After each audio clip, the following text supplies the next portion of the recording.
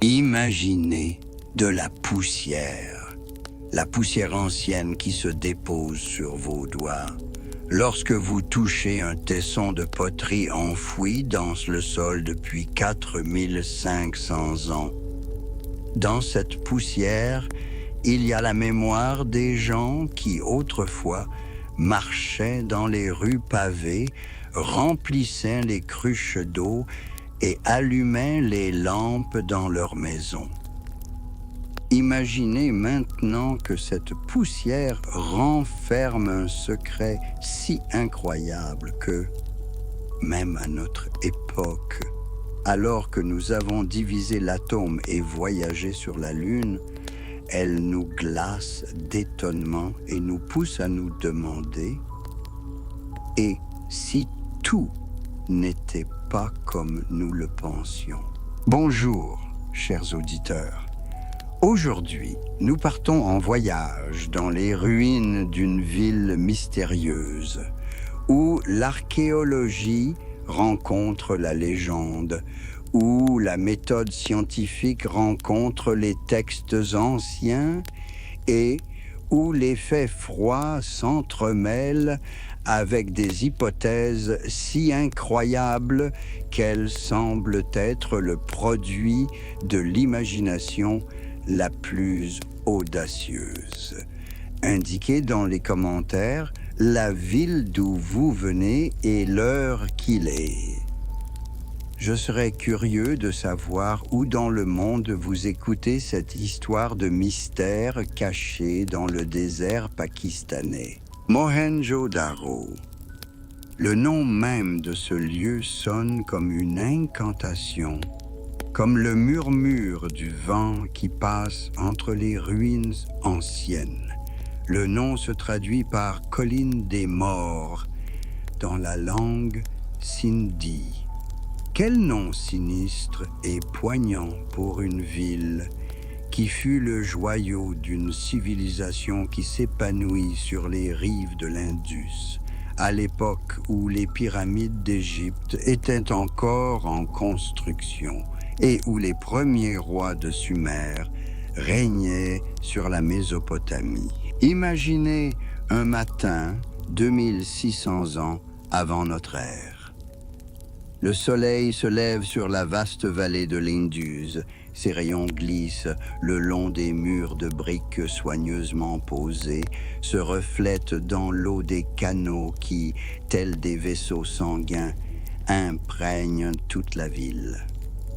Dans les maisons, les gens se réveillent, des hommes et des femmes dont nous ne verrons jamais les visages, dont les noms ont disparu à jamais dans le temps.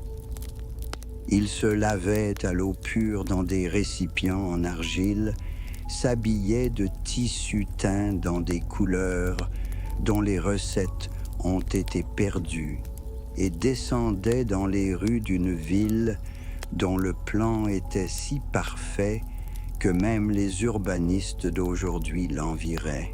Les rues de Mohenjo-Daro ont été tracées avec une précision mathématique, strictement du nord au sud et de l'ouest à l'est, comme si la ville entière avait été tracée sur une grille géante. Les maisons étaient construites en briques brûlées, un matériau coûteux et gourmand en combustible, mais durable. Chaque quartier disposait de ses propres puits, chaque maison de son propre système de drainage. Le système d'égout de Mohenjo-Daro était si sophistiqué que les habitants actuels de l'Inde et du Pakistan ne peuvent que rêver d'un niveau de gestion urbaine similaire. L'archéologue Rakaldas Banerjee ne pouvait pas imaginer, lorsqu'il a mis au jour les premières briques de cette ville en l'an 1922, qu'il détenait la clé de l'un des plus grands mystères de l'Antiquité. Il fouillait un monument archéologique comme les autres, Mais chaque jour de travail, chaque nouvelle couche de terre enlevée par ces ouvriers devenait une évidence. Il ne s'agissait pas seulement d'une ville ancienne, mais de la preuve de l'existence d'une civilisation entière dont l'histoire ne connaissait presque rien. La civilisation de la vallée de l'Indus, ou civilisation Harappan, comme l'appellent les spécialistes, s'étendait sur un territoire plus vaste que l'Égypte et la Mésopotamie ancienne réunie. Elle s'est épanouie à une époque où les Européens vivaient encore à l'âge de pierre et où les premières dynasties émergeaient en Chine.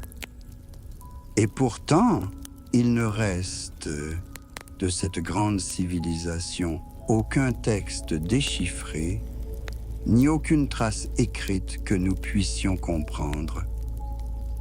Ces villes semblent nous parler dans le langage de la pierre et de l'argile, des rues et des murs, des égouts et des bijoux.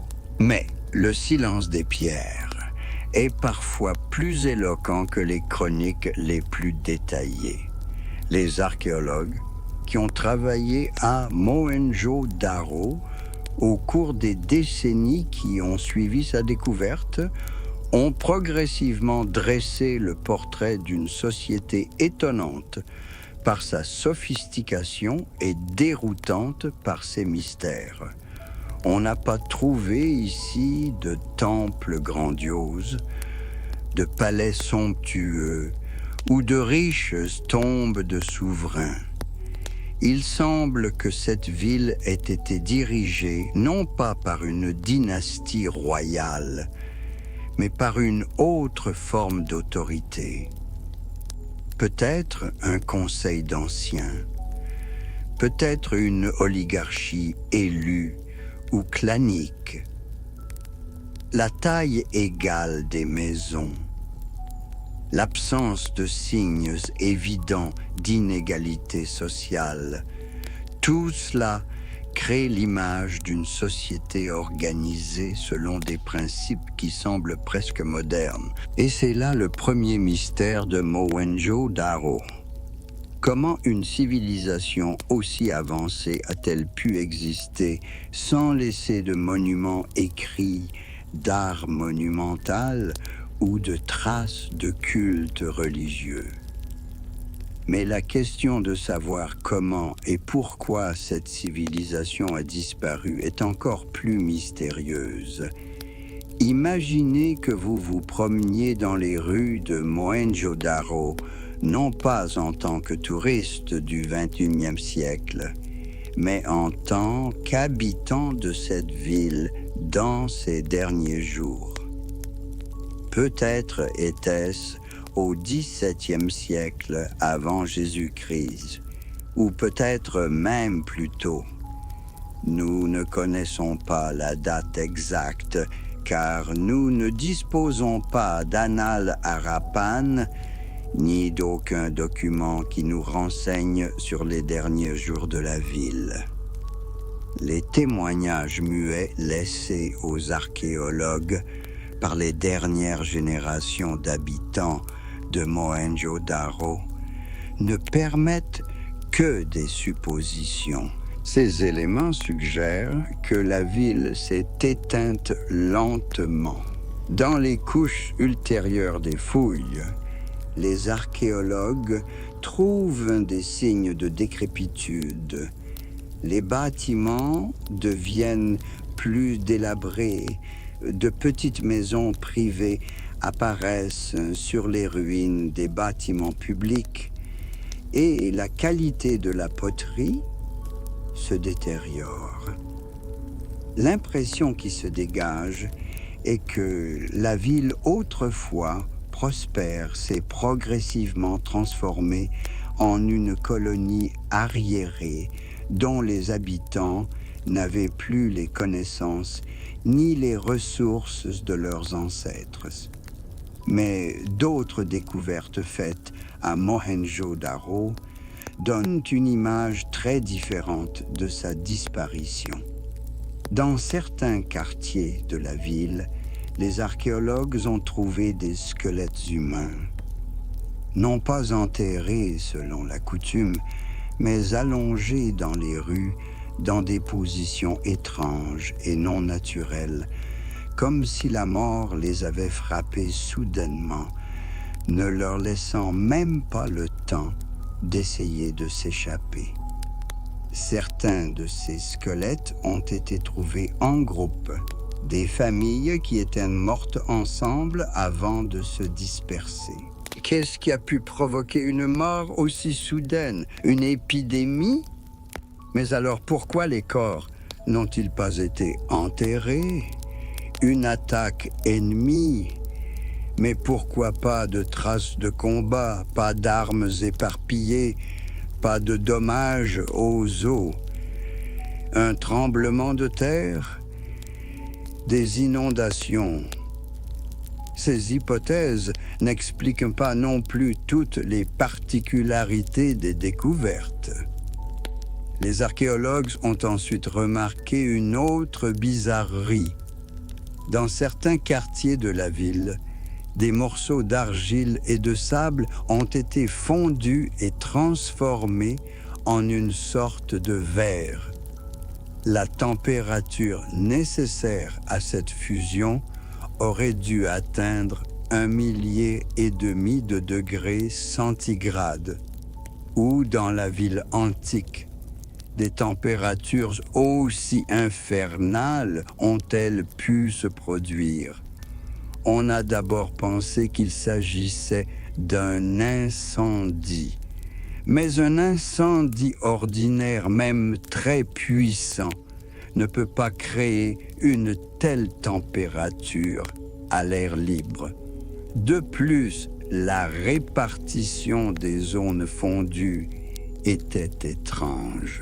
Elles étaient concentrées dans certaines zones et non dispersées au hasard dans toute la ville. Ce sont ces découvertes mystérieuses qui ont conduit certains chercheurs à penser que Mohenjo-Daro n'avait péri ni à la suite d'une catastrophe naturelle, ni par l'action de simples conquérants.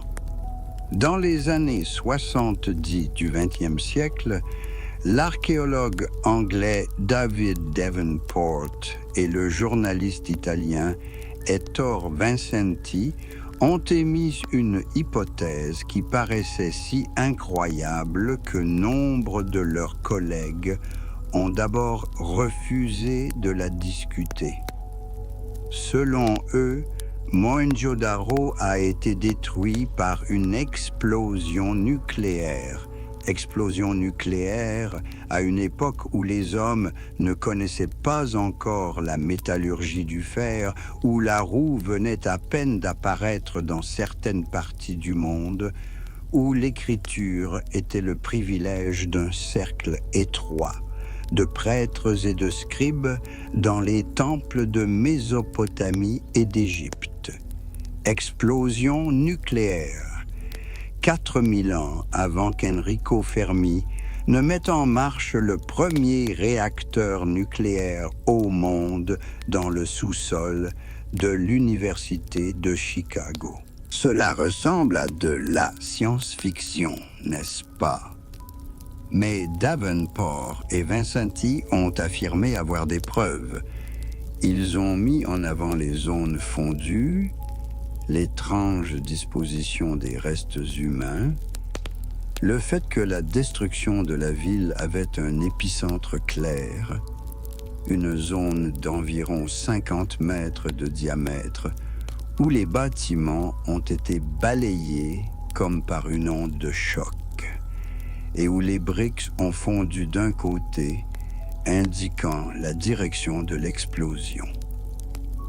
Mais leur affirmation la plus sensationnelle est que parmi les restes humains découverts à Mohenjo-Daro se trouvaient des squelettes présentant des niveaux élevés de radioactivité.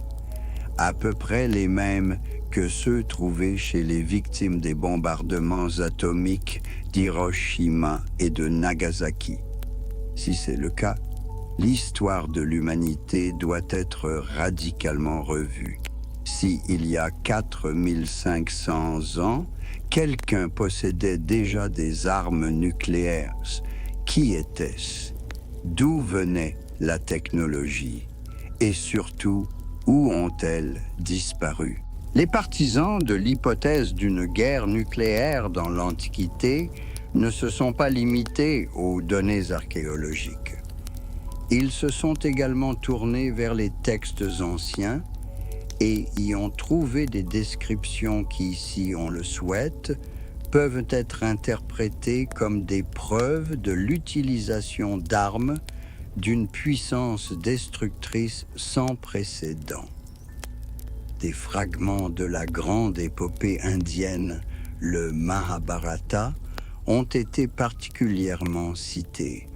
Dans cet ancien poème, dont la création s'est étalée sur plusieurs siècles, on trouve des descriptions de guerres entre différents royaumes et tribus, et certaines de ces descriptions sont frappantes par leur vivacité et leurs détails.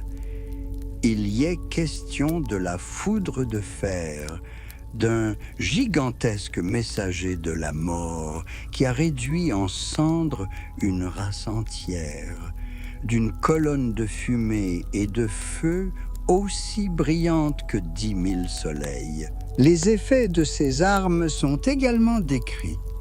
Perte des cheveux et des ongles des personnes, vaisselle cassée, oiseaux blanchis, nourriture contaminée. Selon le texte, les soldats se jetaient à l'eau pour se débarrasser des vapeurs de radiation.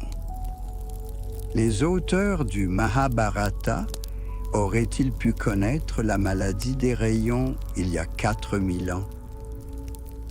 Plus surprenantes encore sont les descriptions de machines volantes, les Vimanas, à bord desquelles les héros de l'épopée et les dieux se déplaçaient. Ces Vimanas étaient décrits comme des machines volantes rondes à 2 étages, dotées de trous et d'un dôme, capables de monter et de descendre verticalement et de voler à la vitesse du vent. Les textes anciens donnaient même des détails techniques sur leur construction. Ils mentionnaient des moteurs à mercure, un liquide jaune-blanc comme carburant, l'utilisation de l'énergie solaire et même l'antigravité. Le traité Samarangana Sutradhara consacre 230 chapitres aux Vimanas décrivant leur construction, leur décollage, leur atterrissage et leurs manœuvres dans les airs.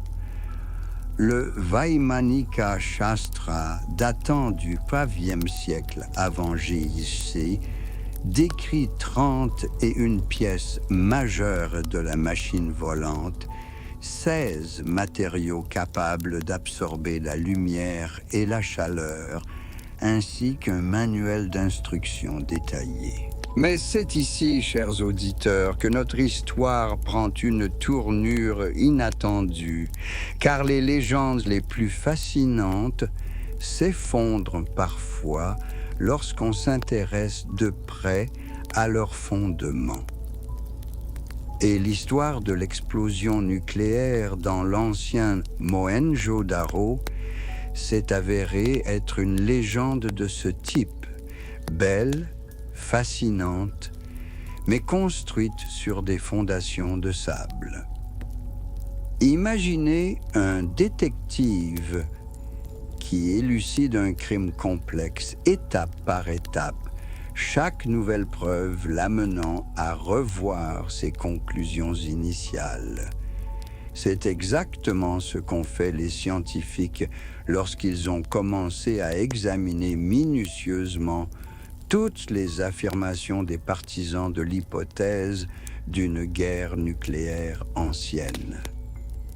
Ce qu'ils ont découvert est aussi fascinant que la légende elle-même.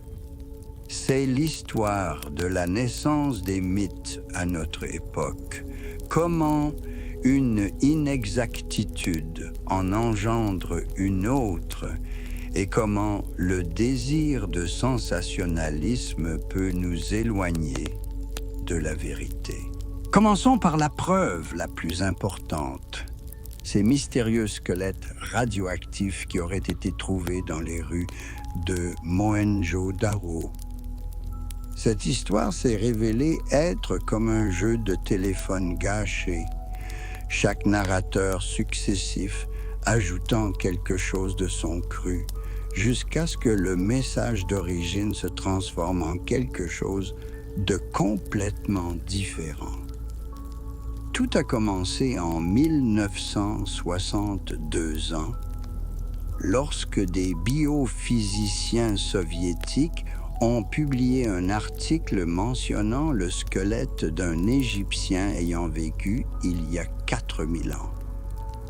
Dans ce squelette, le niveau de radioactivité naturelle était légèrement supérieur à la normale, un phénomène qui n'est pas si rare, car la radioactivité naturelle peut varier considérablement d'un endroit à l'autre de la Terre, en particulier dans les zones où se trouvent des gisements de minerais d'uranium ou d'autres minéraux radioactifs. Mais lorsque ces travaux scientifiques sont tombés entre les mains de vulgarisateurs, une transformation étonnante s'est produite.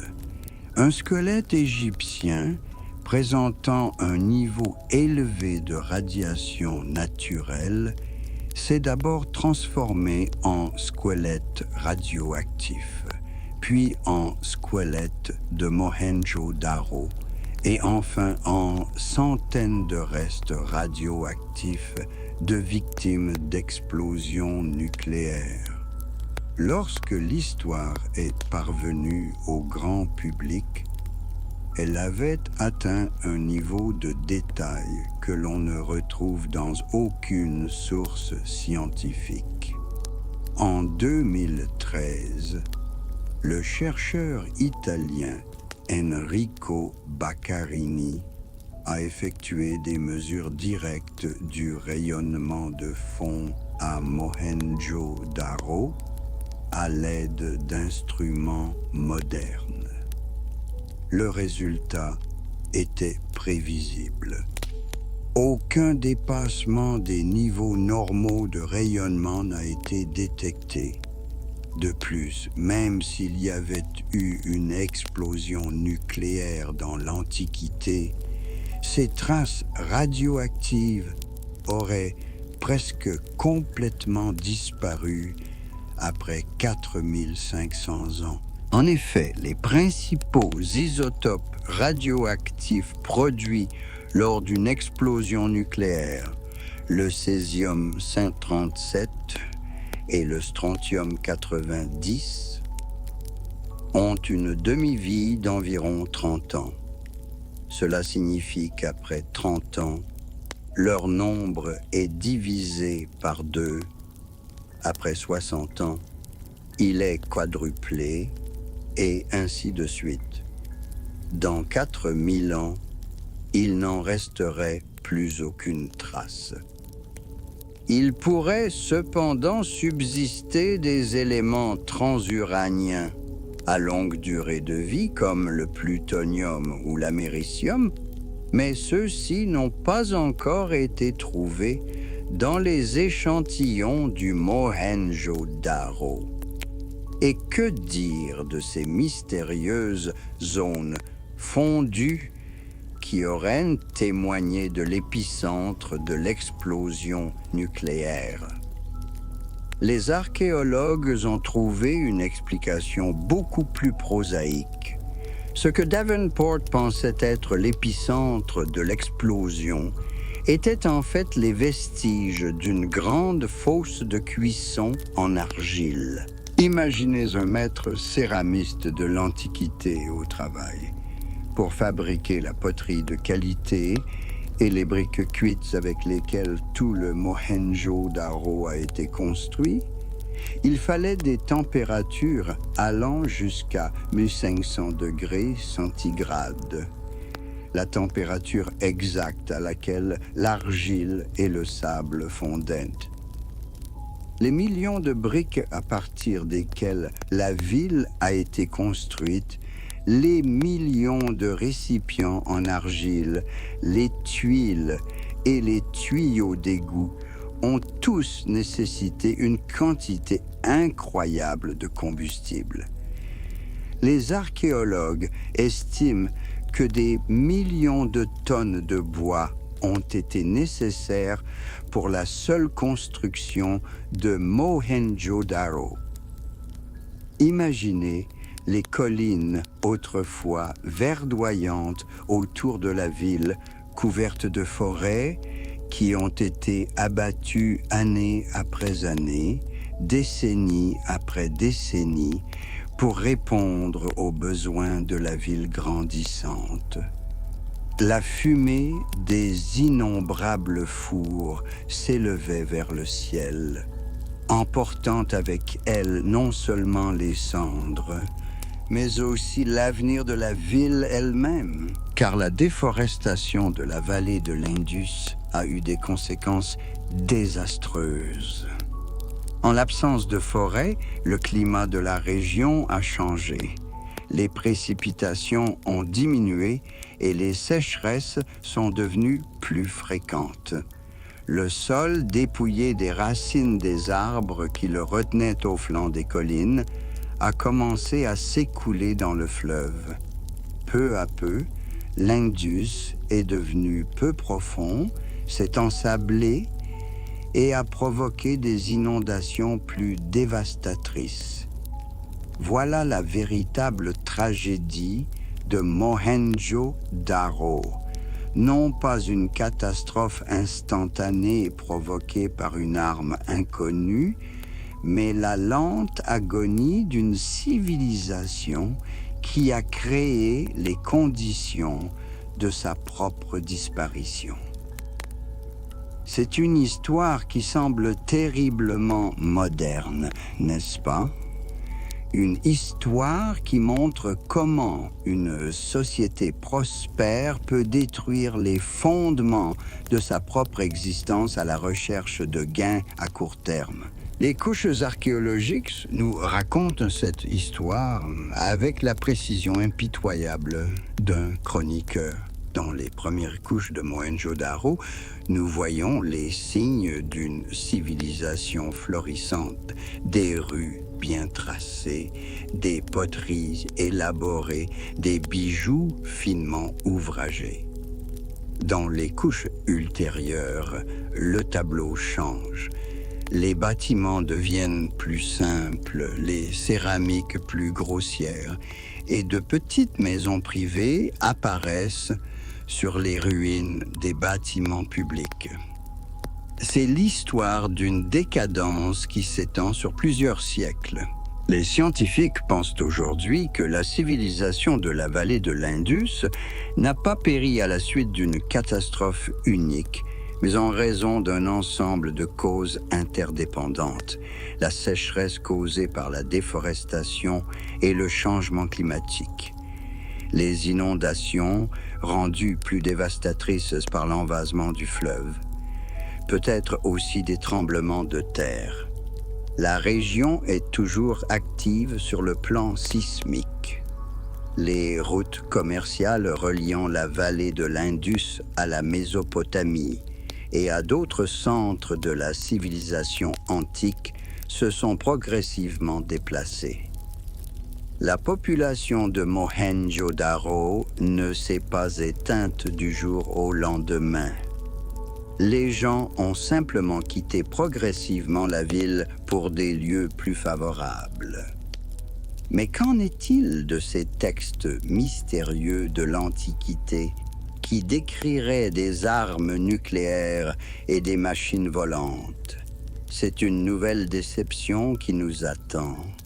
Et en même temps, une nouvelle leçon sur l'importance de la prudence dans les traductions et les interprétations des textes anciens. La célèbre citation concernant la foudre de fer et la colonne de feu aussi brillante que 10 000 soleils, qui est si souvent citée comme preuve de la familiarité des anciens Indiens avec les armes nucléaires, est en fait une compilation de diverses sources, apparue pour la première fois dans le livre Le Matin des magiciens des auteurs français Louis Pauwels et Jacques Bergier en 1960.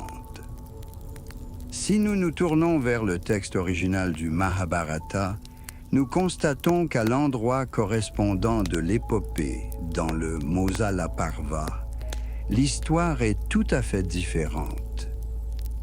Il y est question d'une malédiction qui a entraîné la naissance d'un bâton, qui a ensuite été réduit en poudre et jeté dans l'océan.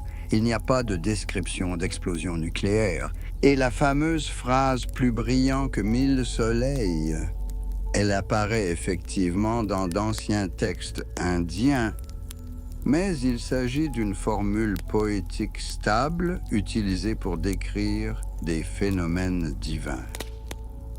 Lorsque Krishna montre à Arjuna sa forme cosmique dans la Bhagavad Gita, il brille comme 1000 soleils se levant simultanément.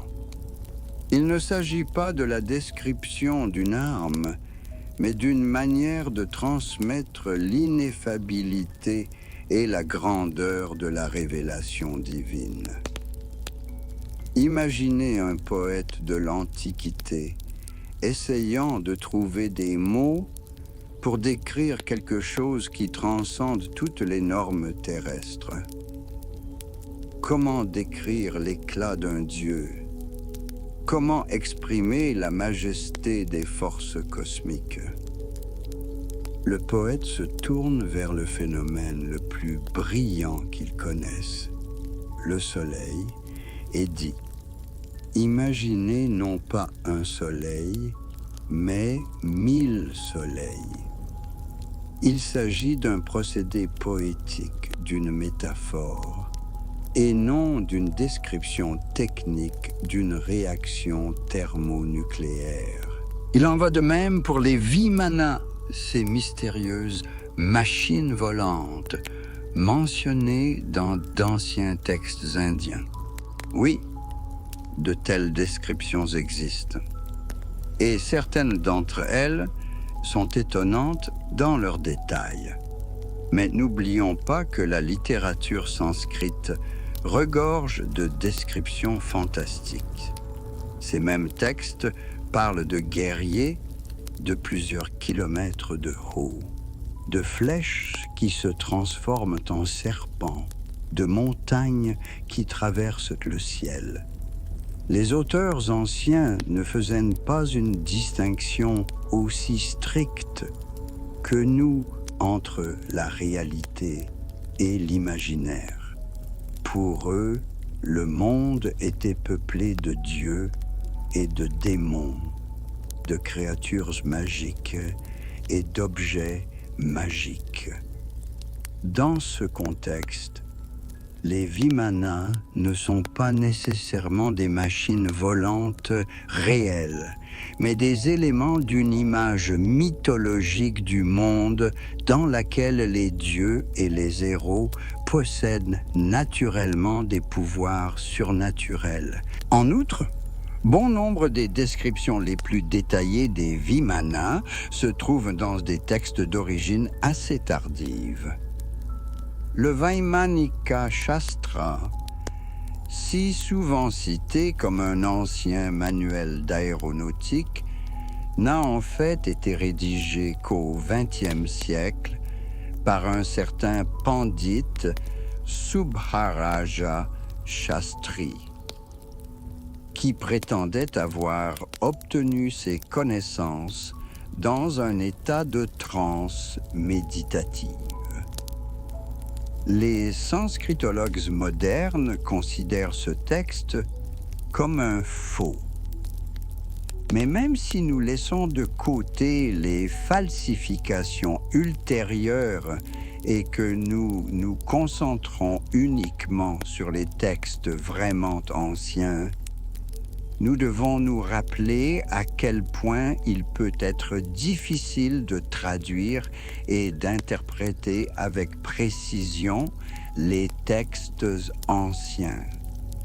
Le sanskrit est une langue extraordinairement riche et complexe, dont beaucoup de mots ont des significations multiples et dont la structure grammaticale permet des phrases qui peuvent être comprises de nombreuses façons différentes. Prenons par exemple le mot sanskrit Agni. Il peut être traduit par feu, mais c'est aussi le nom du dieu du feu et, dans différents contextes, il peut signifier la foudre, le soleil, le feu sacrificiel, la passion, la colère, ou même simplement la lumière. Lorsqu'un poète ancien parle de Agni volant dans le ciel, il peut s'agir de la description d'un éclair, d'un météore, d'un rayon de soleil ou de quelque chose d'entièrement différent. L'histoire des sciences regorge d'exemples de chercheurs qui ont trouvé dans des sources anciennes la confirmation de leur propre théorie, parfois de manière très tendue. L'histoire des sciences regorge d'exemples de chercheurs qui ont trouvé dans des sources anciennes des preuves de leur propre théorie, parfois de manière très tendue. Mais vous savez ce qui est le plus intéressant? La véritable histoire de Mohenjo-Daro, l'histoire de l'essor et de la chute d'une grande civilisation, n'est pas moins fascinante que n'importe quelle légende fantastique sur les guerres nucléaires dans l'Antiquité. En outre, elle était bien plus instructive pour nous, les hommes du XXIe siècle, parce que Mohenjo-Daro est un miroir dans lequel nous pouvons nous voir. C'est l'histoire d'une civilisation qui a atteint des sommets incroyables en matière d'urbanisme, d'ingénierie et d'organisation sociale, mais qui n'a pas réussi à trouver un équilibre entre ses besoins et les possibilités de l'environnement. C'est l'histoire de solutions à court terme qui peuvent avoir des conséquences catastrophiques à long terme. Les habitants de Mohenjo-Daro n'étaient pas des gens stupides ou myopes. Au contraire, ils ont créé l'une des civilisations urbaines les plus avancées de l'Antiquité. Mais ils vivaient dans un monde où les conséquences de leurs actes mettaient des décennies et des siècles à se manifester. Lorsque les dernières forêts des collines ont été abattues, personne n'aurait pu prédire que cela entraînerait des changements climatiques et des sécheresses. Lorsque de plus en plus d'immeubles ont été construits, personne n'a pensé que le besoin croissant de briques finirait par saper la base écologique de toute civilisation. Cela ne nous rappelle-t-il pas quelque chose de familier? Ne sommes-nous pas aujourd'hui confrontés à des défis similaires? Le changement climatique, l'épuisement des ressources naturelles, la pollution. tous ces problèmes ont des racines historiques profondes. Et l'histoire de Mohenjo-Daro nous montre que même les civilisations les plus avancées ne sont pas à l'abri d'un effondrement écologique si elles n'apprennent pas à vivre en harmonie avec la nature. Il y a quelque chose de presque mystique dans la façon dont les textes anciens traversent les âges, changent de sens, acquièrent de nouvelles interprétations, comme des bouteilles anciennes rejetées par la mer. Chaque époque y lit quelque chose de différent. Et lorsque, au XXe siècle, l'humanité a fendu l'atome pour la première fois et a vu le champignon atomique au-dessus d'Hiroshima, il n'est pas surprenant que nous ayons commencé à chercher des échos de cette horreur dans les sources anciennes. Imaginez-vous en tant que chercheur dans les années 1950, vivant dans un monde où la guerre nucléaire est soudainement passée de la science-fiction à une menace réelle. La guerre froide prend de l'ampleur. Les nouvelles sont pleines de rapports sur les essais atomiques et l'air est saturé par la peur des radiations invisibles. C'est dans cette atmosphère que vous ouvrez un texte ancien et lisez la description d'une arme qui brûle sans feu et fait tomber les cheveux des gens. N'est-il pas naturel d'y voir une description de ce dont notre génération a été témoin? C'est probablement ainsi qu'est née la légende de la guerre nucléaire dans l'Antiquité. Les auteurs du Matin des magiciens, Louis Pauvel et Jacques Bergier, n'étaient pas des falsificateurs malveillants, mais des hommes de leur temps, fascinés par les mystères du passé et émerveillés par les prouesses techniques du présent. Ils croyaient sincèrement avoir trouvé dans des textes anciens l'écho de savoirs oubliés, et leur enthousiasme était si communicatif qu'il a donné naissance à tout un courant de littérature populaire. Mais les mythes, comme nous le savons, ont leur propre vie. Ils ne s'intéressent pas particulièrement aux faits. Il est plus important pour eux de satisfaire nos peurs et nos espoirs les plus profonds. Et le mythe de l'ancienne guerre nucléaire répondait à plusieurs besoins de la psyché humaine.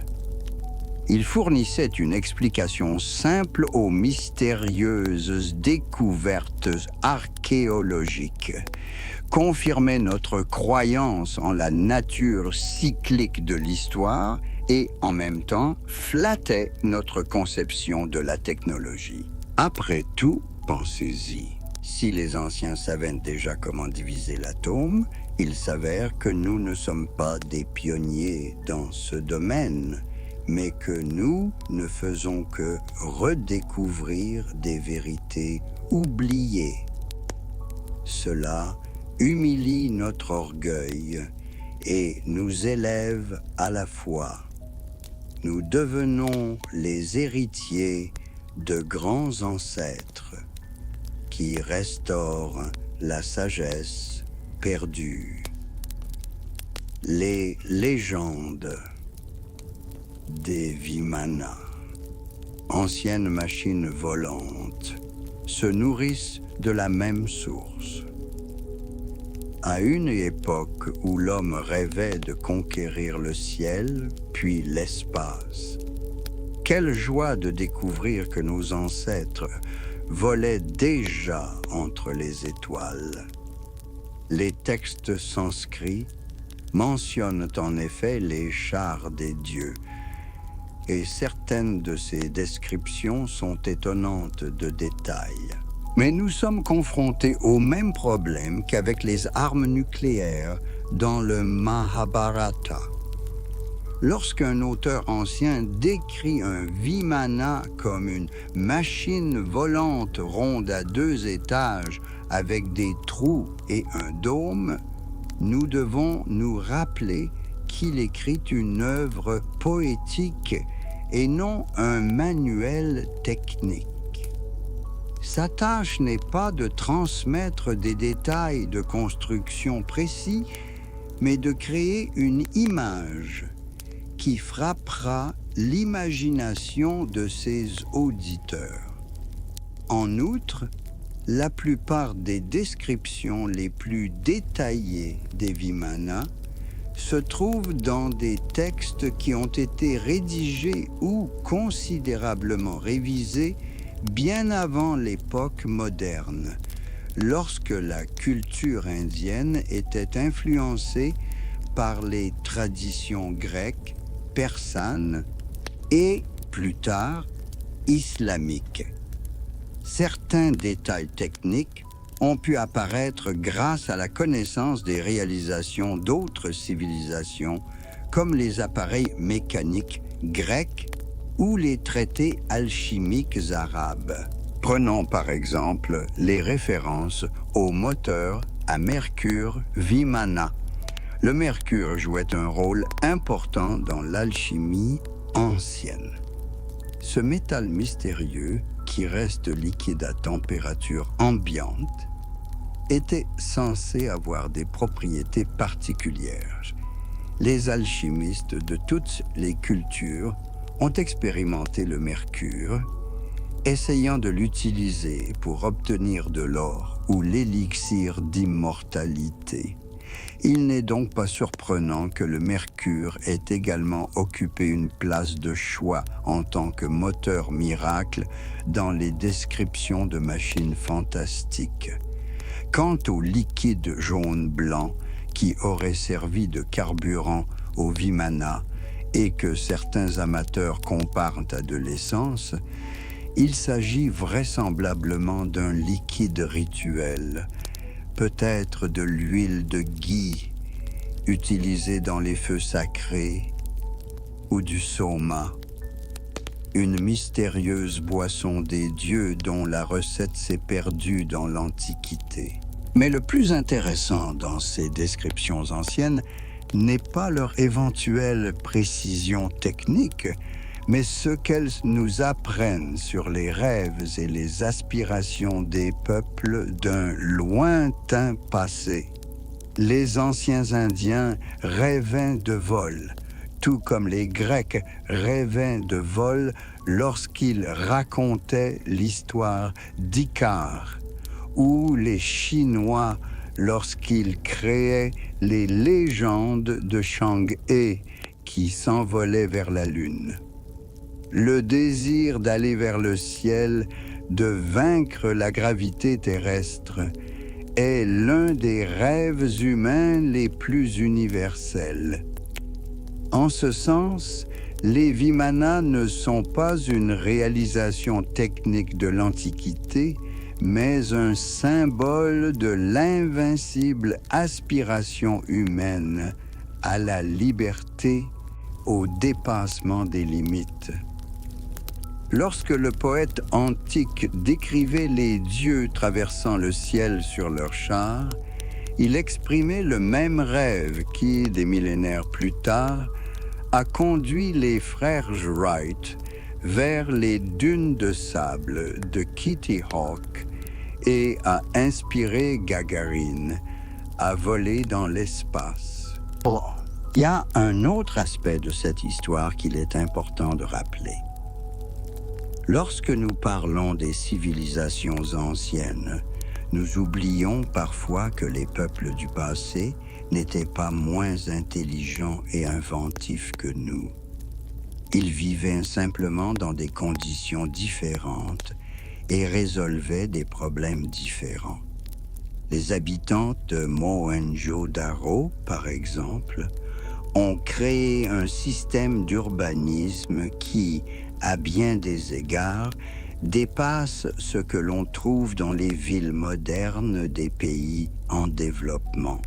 leur système d'égouts était si avancé que chaque maison disposait de ses propres toilettes et salles de bain.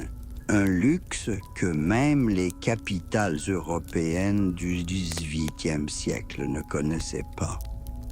Ils ont inventé un système normalisé de poids et de mesures qui a été utilisé sur une vaste zone allant de l'Afghanistan au Gujarat. Leurs joailliers créaient des ornements d'une telle finesse que les artisans d'aujourd'hui peuvent difficilement reproduire certaines techniques. Leurs ingénieurs ont construit des docks et des ports, dont les vestiges sont encore étonnamment élaborés aujourd'hui. Mais le plus étonnant est la société qu'ils ont créée. Contrairement à l'Égypte ou à la Mésopotamie, où les archéologues trouvent de luxueuses tombes de pharaons et de rois, les villes de la civilisation de l'Indus ne présentent pas de signes évidents d'inégalité sociale. Les maisons varient en taille, mais pas de façon spectaculaire. Il n'y a pas de grands palais, pas de temples monumentaux, pas de riches sépultures. Il semble qu'il s'agissait d'une société où le pouvoir et la richesse étaient répartis de manière relativement égale, peut-être gouvernée par un conseil d'anciens ou par une forme de démocratie. Si tel est le cas, les habitants de la vallée de l'Indus avaient des millénaires d'avance sur les Grecs en ce qui concerne l'invention d'institutions démocratiques. Bien sûr, nous ne pouvons que deviner la structure sociale de la civilisation Harappan, car leur écriture n'a pas encore été déchiffrée. C'est l'un des grands mystères de l'archéologie. Nous savons qu'ils avaient une langue écrite. Les archéologues ont trouvé des milliers de sceaux et de tablettes avec des inscriptions. Mais malgré les efforts de nombreux scientifiques, ces textes restent muets pour nous. Imaginez, nous avons devant nous des lettres, des documents, peut-être même des œuvres littéraires datant d'il y a 4000 ans. Et nous ne pouvons pas en lire un seul mot. C'est comme si vous trouviez une bibliothèque ancienne, mais que tous les livres qu'elle contient soient écrits dans une langue totalement inconnue. Le problème est que l'écriture Harappan ne ressemble à aucun des systèmes d'écriture anciens que nous connaissons. Elle n'a rien à voir avec l'écriture cunéiforme, ni avec les hiéroglyphes égyptiens, ni avec les caractères chinois. Il s'agit d'une invention totalement indépendante, et nous n'avons pas de pierre de Rosette pour nous aider à trouver la clé qui nous permettra de la déchiffrer. Certains spécialistes doutent même qu'il s'agisse d'une écriture au sens habituel du terme. Il s'agit peut-être d'une sorte de système de symboles destiné à d'autres usages, par exemple à des calculs commerciaux ou à des rites rituels. Mais la plupart des chercheurs sont encore enclins à penser qu'il s'agit d'une véritable écriture, mais que nous ne pouvons pas encore la lire. Et voici encore l'étonnante ironie de l'histoire.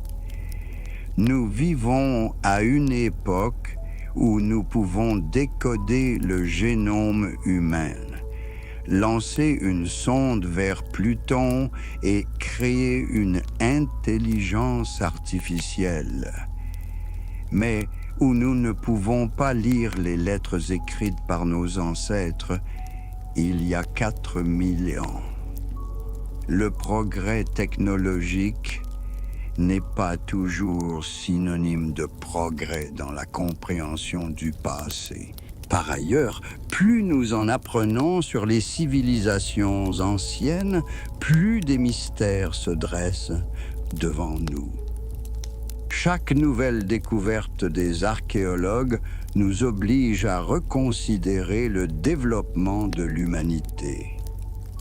Il s'avère que les hommes ont appris à naviguer bien plus tôt qu'on ne le pensait, qu'ils construisaient des instruments astronomiques sophistiqués des millénaires avant Copernic, qu'ils possédaient des technologies dont nous ne comprenons pas tous les principes.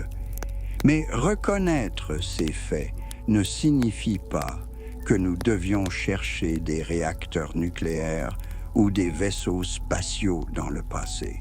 Au contraire, plus nous en apprenons sur les véritables réalisations des anciens, plus nous nous rendons compte que le génie humain est capable d'accomplir des exploits incroyables, même avec les moyens techniques les plus modestes.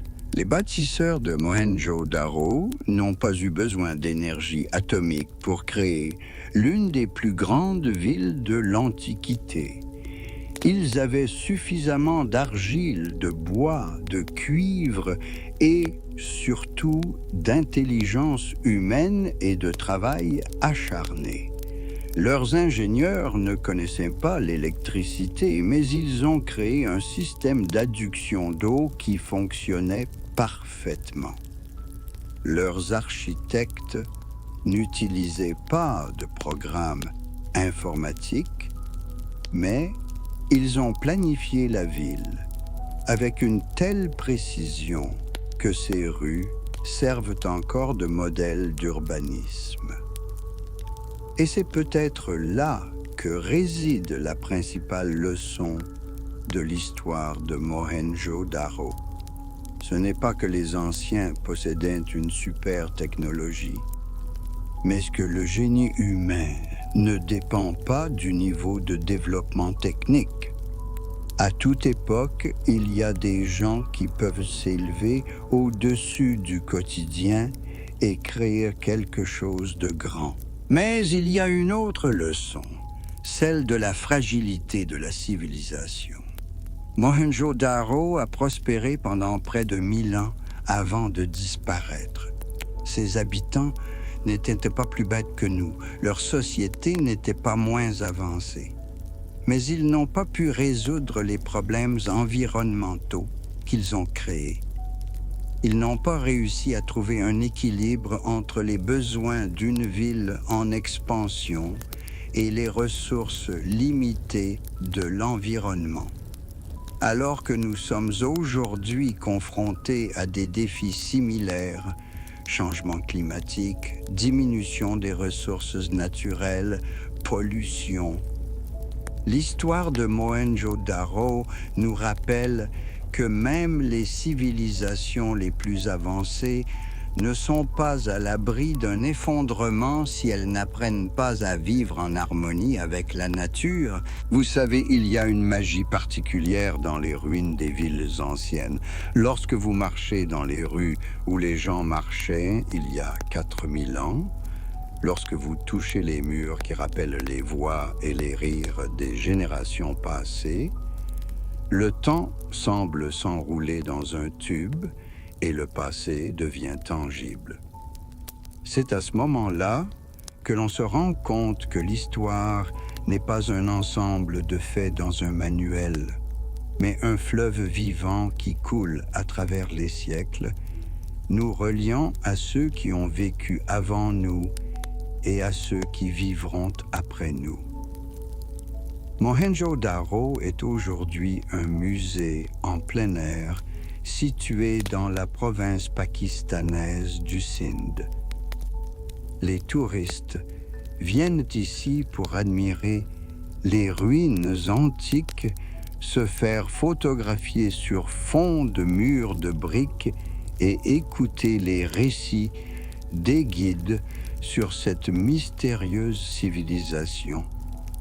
Mais peu d'entre eux pensent que ces ruines ne sont pas seulement un monument du passé, mais aussi un miroir dans lequel se reflète notre propre époque. Imaginez un archéologue du futur qui, dans 4000 ans, fouille les ruines de nos villes. Que trouvera-t-il? Les jungles de béton des mégapoles, les déchets plastiques dans les couches géologiques, les traces de contamination radioactive de nos centrales nucléaires. Et quelles légendes ces contemporains raconteront-ils à notre sujet?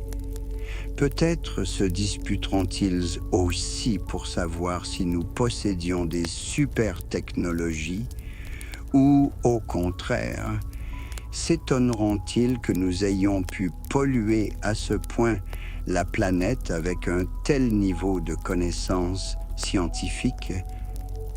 L'histoire aime se répéter, mais pas littéralement, plutôt comme un thème musical avec des variations.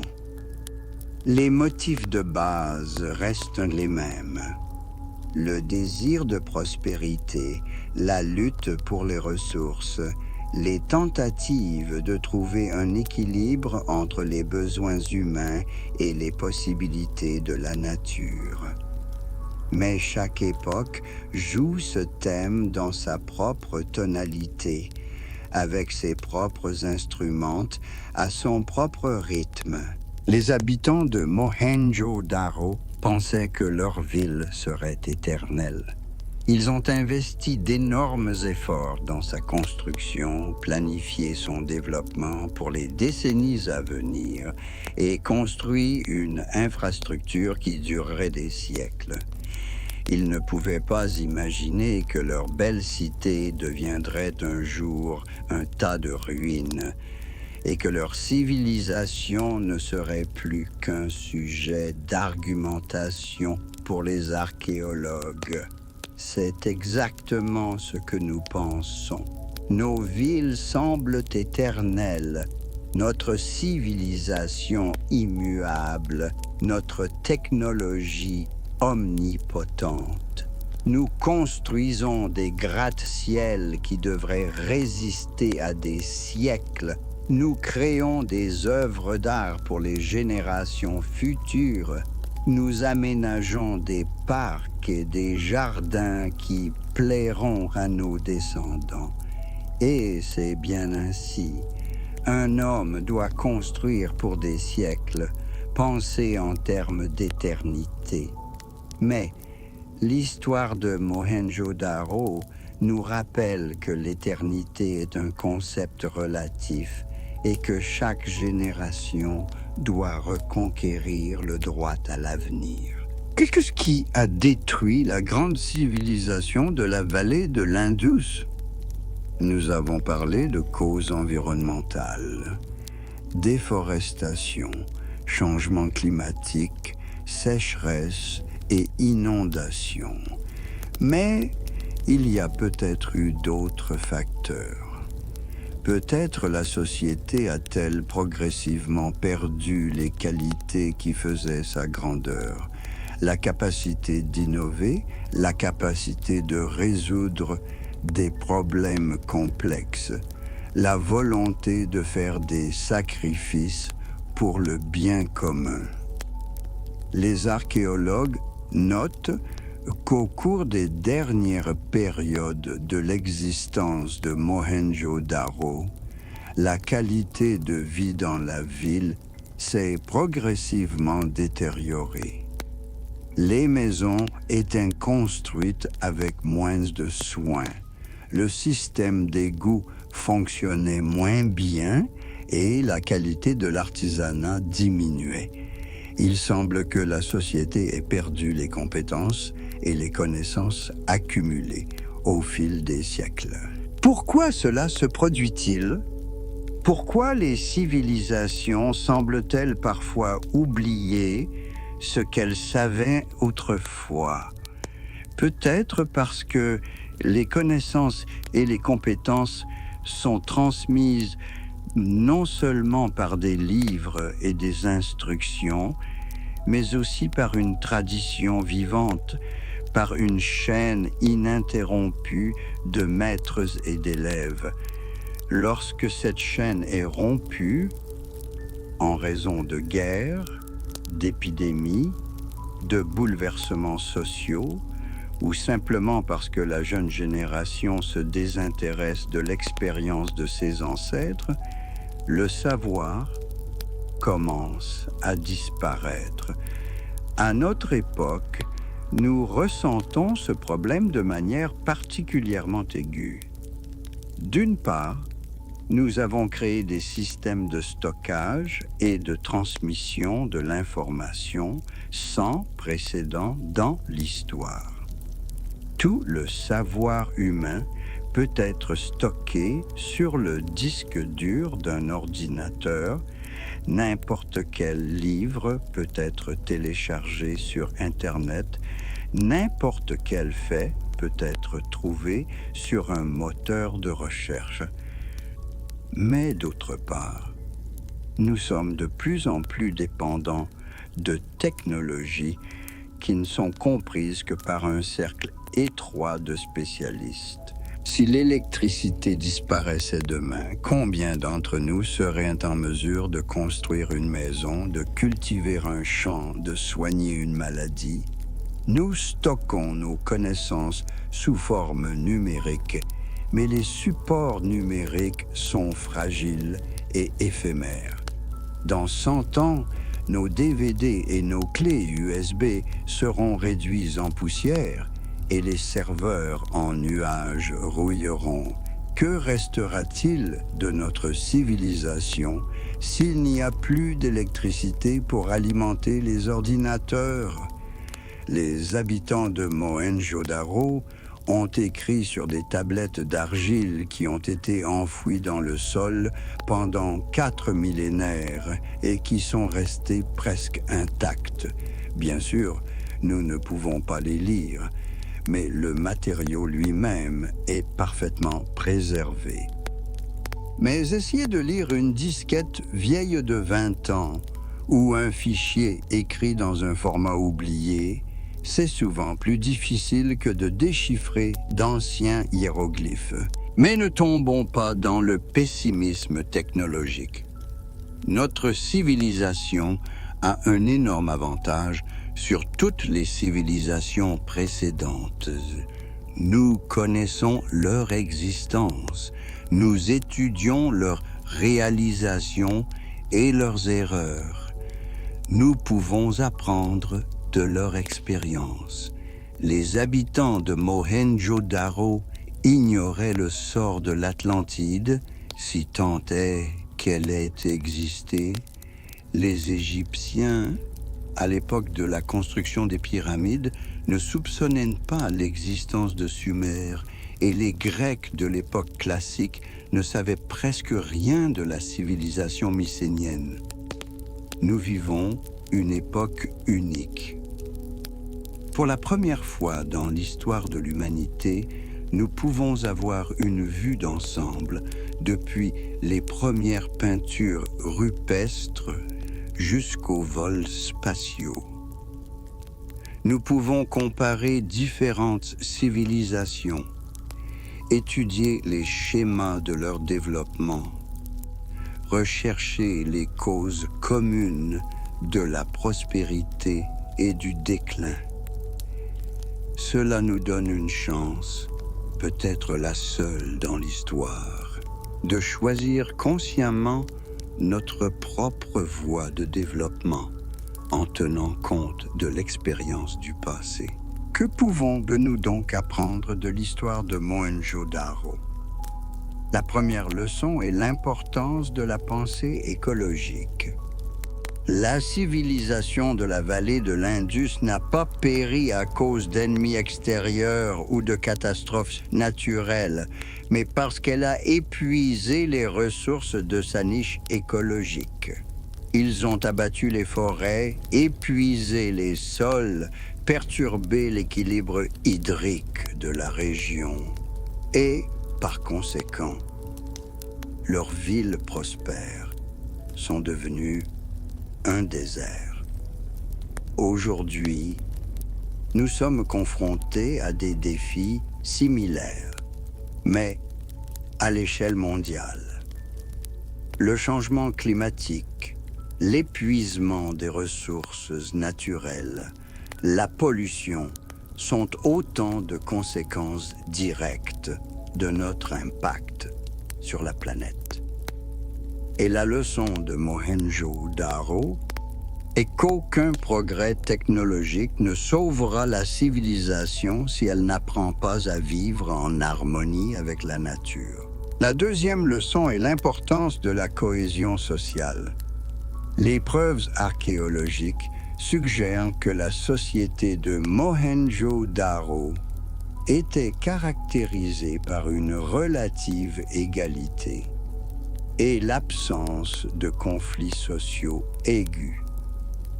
C'est peut-être ce qui leur a permis d'atteindre un tel niveau de développement. Mais lorsque l'ère des crises a commencé, cette même égalité a pu jouer un rôle négatif. Il n'y avait pas de leader fort dans la société, capable de mobiliser des ressources pour résoudre les problèmes environnementaux. C'est là que se pose l'un des éternels dilemmes de la société humaine. Comment combiner l'égalité avec l'efficacité, la démocratie avec un leadership fort, la stabilité avec la capacité de changement? Chaque époque résout ces questions à sa manière et il n'existe pas de recette unique. La troisième leçon concerne la fragilité de la mémoire humaine. La civilisation de la vallée de l'Indus existe depuis près de 1000 ans. Plus longtemps que le christianisme, plus longtemps que depuis l'époque de Charlemagne jusqu'à aujourd'hui. Elle a créé de grandes villes, une culture avancée, une technologie sophistiquée. Et tout cela a disparu sans laisser de traces, au point que nous ne pouvons toujours pas lire un seul de leurs textes, que nous ne connaissons pas un seul nom de leurs dirigeants, que nous ne comprenons pas leur religion et leur philosophie. Elle nous rappelle combien il est important de préserver la mémoire du passé. Ce n'est pas un hasard si toutes les grandes civilisations ont créé des monuments, pyramides, temples, statues, destinés à transmettre à la postérité la mémoire de leurs créateurs. Ce n'est pas un hasard si elles ont développé des systèmes d'écriture, consigné leurs lois, leurs chroniques, leurs poèmes. Ils ont compris que la civilisation, ce n'est pas seulement les villes et la technologie, mais aussi la mémoire, la tradition culturelle, le patrimoine spirituel. Enfin, la quatrième leçon est que derrière chaque grand mystère du passé se cachent des personnes vivantes, avec leurs espoirs, leurs craintes et leurs rêves. Lorsque l'on parle de Mohenjo-Daro, il est facile d'oublier qu'il ne s'agissait pas seulement d'un site archéologique, mais d'un lieu où vivaient des dizaines de milliers de personnes. Ici, des enfants naissaient, des jeunes gens tombaient amoureux, des vieillards racontaient des histoires à leurs petits-enfants, des artisans étaient fiers de leur savoir-faire, des commerçants rêvaient de contrées lointaines. Chacune de ces personnes avait son histoire, ses joies et ses peines, ses projets d'avenir. Ils ne savaient pas que leur ville entrerait dans les livres d'histoire comme une civilisation mystérieuse. Ils vivaient, travaillaient, aimaient, élevaient leurs enfants, espéraient le meilleur. En cela, ils n'étaient pas différents de nous. C'est peut-être là le principal intérêt de l'étude du passé, non pas pour trouver des réponses à toutes les questions, mais pour ressentir ce lien temporel, cette continuité de l'expérience humaine. Les habitants de Mohenjo-Daro regardaient les mêmes étoiles que nous, ressentaient la même chaleur du soleil, entendaient le même bruit de la pluie. Leurs préoccupations étaient différentes, mais leurs sentiments étaient les mêmes. Lorsque nous en prenons conscience, l'histoire ancienne cesse d'être une collection de faits et de dates. Elle devient un miroir dans lequel nous nous voyons nous-mêmes, nos possibilités et nos limites, nos réussites et nos erreurs, nos espoirs et nos craintes.